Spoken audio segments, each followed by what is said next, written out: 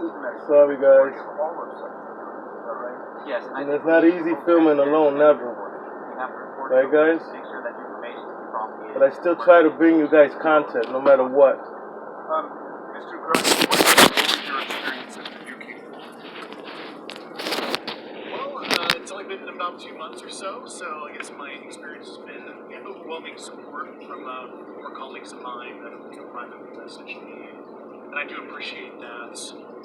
But I do have knowledge of active planned reprisal activity against myself and my colleagues. It's very, very upsetting. Coming from where? Certain senior leadership at previous agencies I was associated with. And that's all I'll say publicly. But I can provide more details in a close environment. Okay.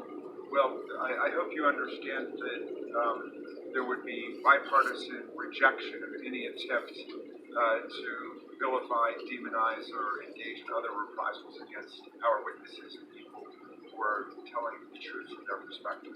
Yeah, there were certain colleagues of mine that were brutally administratively attacked. That actually makes me very upset as a leader to see that happen to other coworkers and actually superiors of mine over the last 3 years. How did you account for that response? It seems like a bizarre response.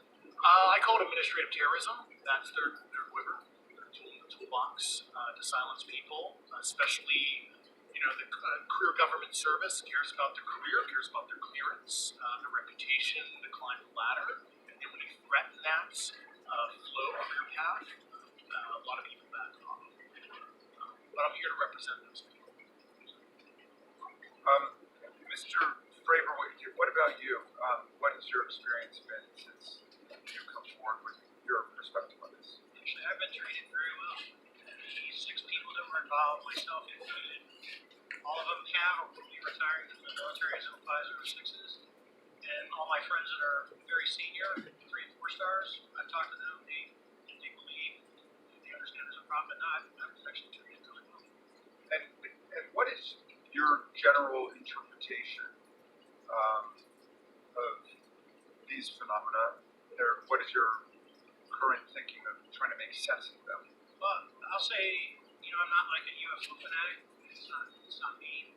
But I will tell you that what we saw with 4 sets of eyes over a 5-minute period is still, there's nothing close to it. It was amazing to see. It totally by what it's like.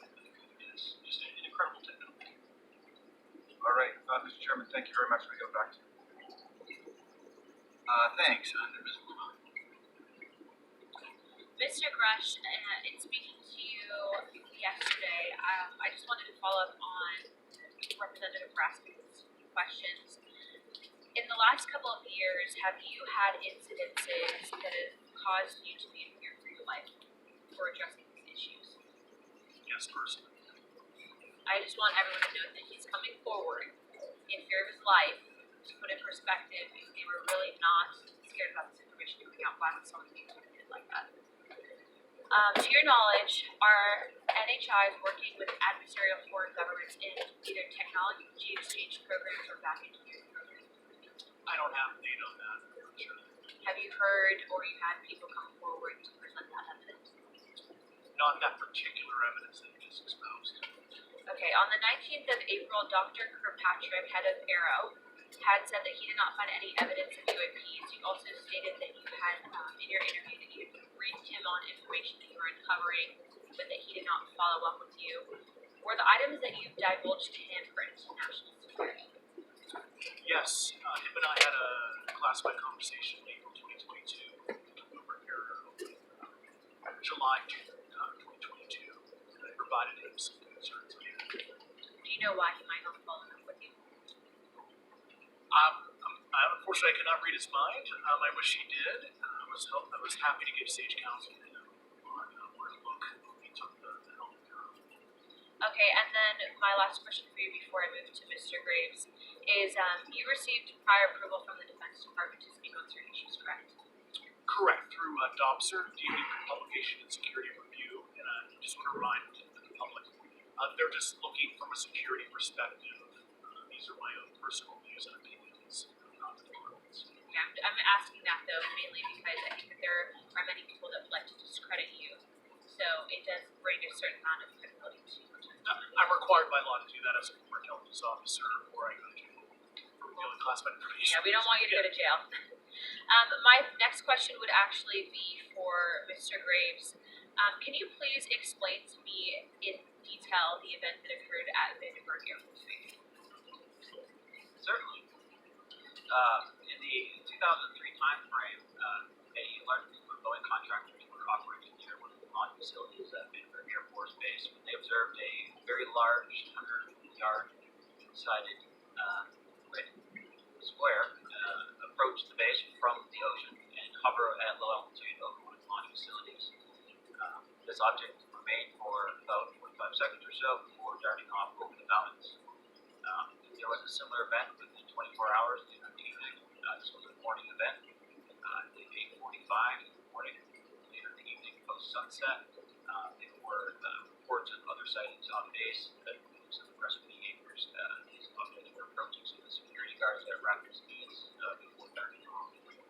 This is information that we received from the witnesses that have approached me at the University of Space. Was this documented in any official form, whether it was a police blotter? Yes, they had official documentation and records from the event that the witness held over the years.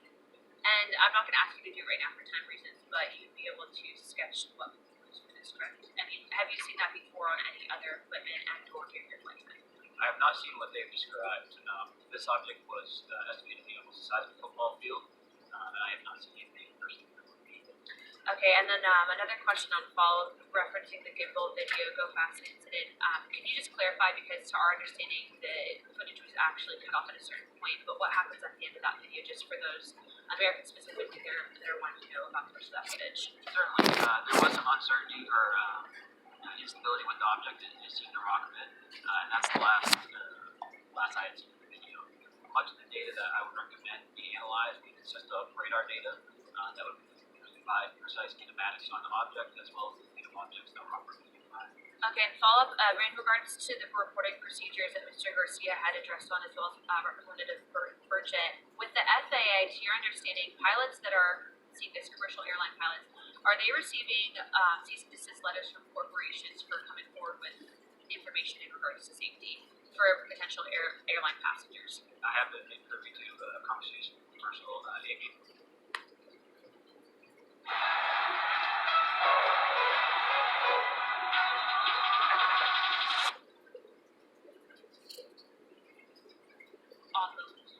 Not the line, but ahead of the safety of the American people. And I think, would you agree with that statement? So. Okay. I guess this would be my last vote. I'm out of time. I yield. I'll be back.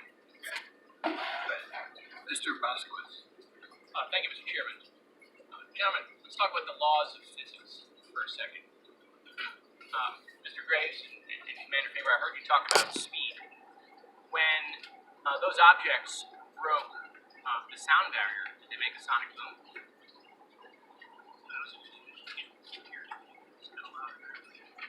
Yeah, you're not able to actually personally tell within the vehicle. I will say the objects that we were seeing, they were spherical, and they were observed up to Mach 2, which is a very non-aerodynamic mission.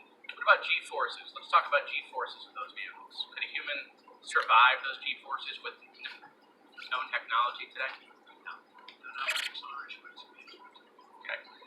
What about what they look like? How close did you get? Did you see a seam or a rivet or a section?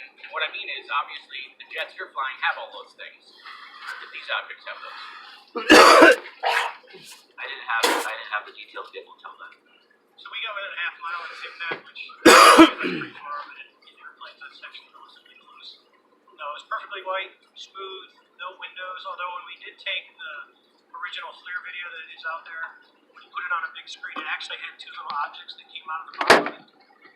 But other than that, no windows, no seams. Mr. Brush, as a result of your previous government work, have you met with people with direct knowledge or have direct knowledge yourself of non-human origin craft? Yes, I personally do those. That's my Linda. Result of your previous government work, Hit the like and subscribe button, guys. Thank you for watching. Always bringing you a little content by all means, alright? Have a good one, guys. Blessed Sunday.